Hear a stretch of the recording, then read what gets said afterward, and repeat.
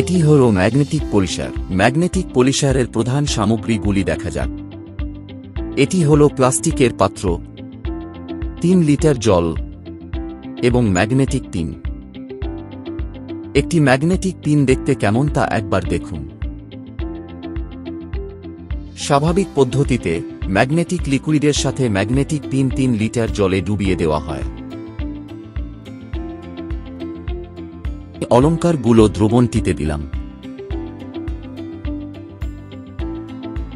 এটি কাজ করে ঘড়ির কাঁটার ডান দিক ও বাম দিকে 10 মিনিট ঘোরার পরে অলঙ্কারগুলির উজ্জ্বলতা চলে আসে।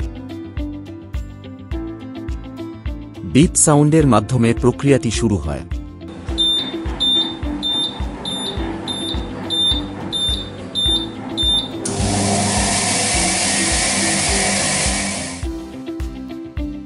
এখন আপনারা দেখতে পাচ্ছেন ম্যাগনেটিক করা অলঙ্কারগুলো।